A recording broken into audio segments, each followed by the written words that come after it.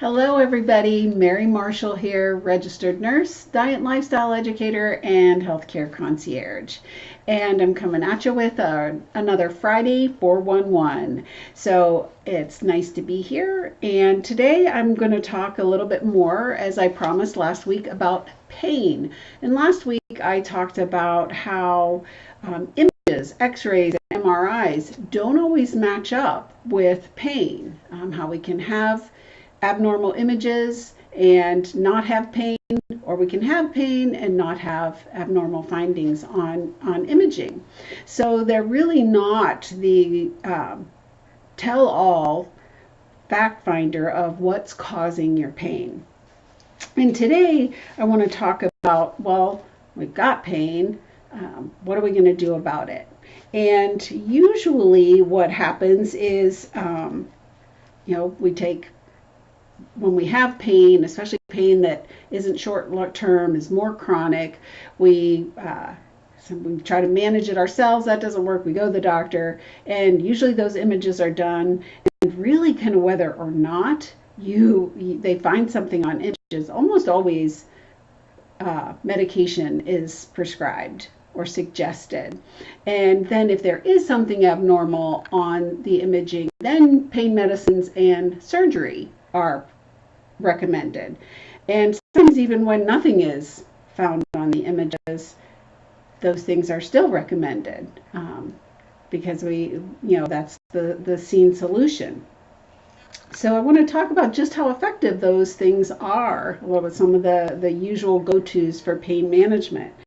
And I'm not talking about like intractable cancer pain and when there's something you just have to do and you have to manage your pain so you can get through the next thing that you've got to do. I'm talking about handling chronic pain that is impairing your ability to do what you want to do.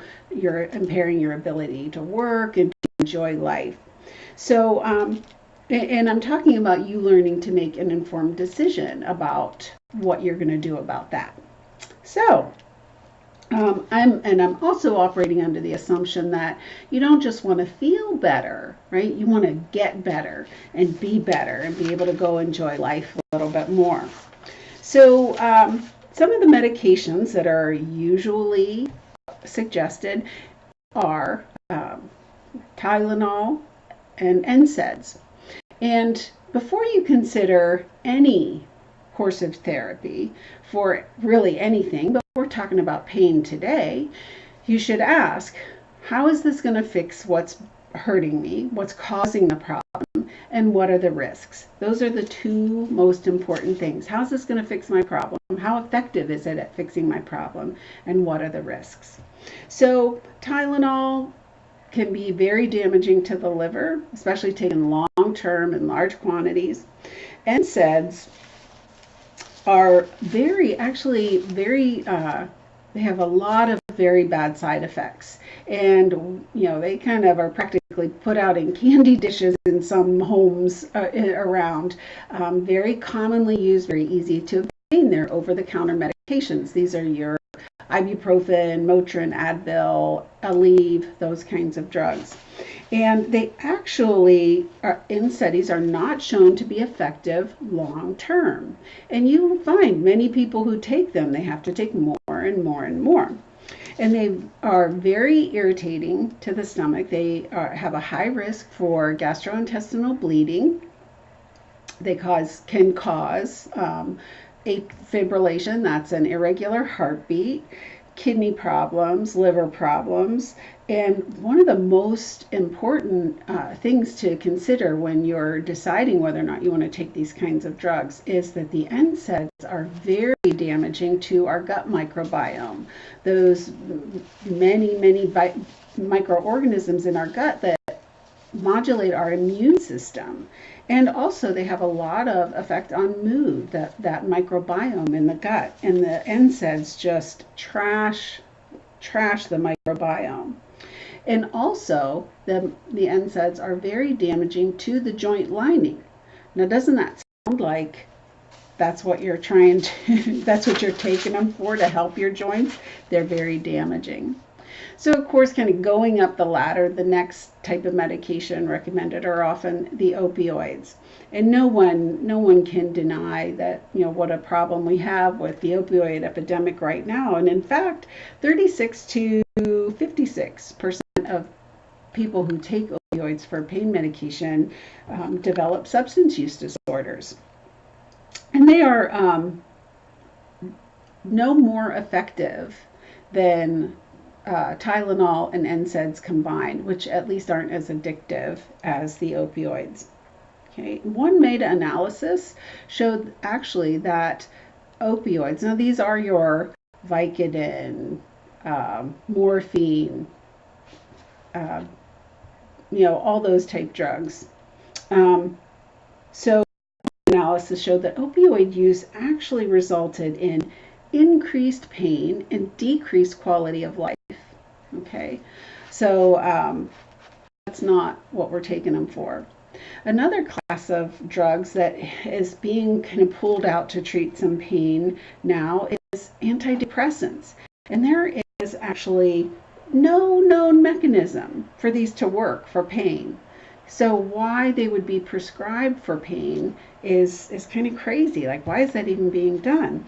And the antidepressants are very dangerous drugs, very difficult to withdraw from, even to change dosages. And and they cause suicidality, hostility, change in affect and mood. So and for no known mechanism, what antidepressants do is they don't make you happy either.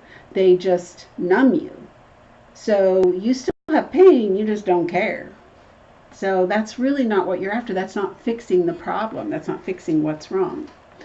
Steroids are granted not first line therapy, but often used to treat joint inflammation and damage. Sometimes they're very quickly and easily given for something like a frozen shoulder, but they actually have a very high risk of damaging your joints, all right, and damaging your bones. And I saw this firsthand. My mother received steroids and just trashed her hip joint, annihilated her hip joint.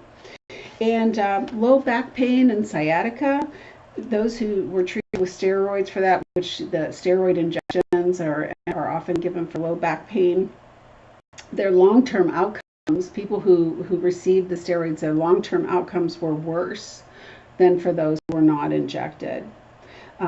Injections into knees for osteoarthritis actually cause cartilage volume loss. So you thin that cartilage out anymore, and that cartilage is what cushions you. That's you're creating the problem and worsening the problem that you're trying to treat.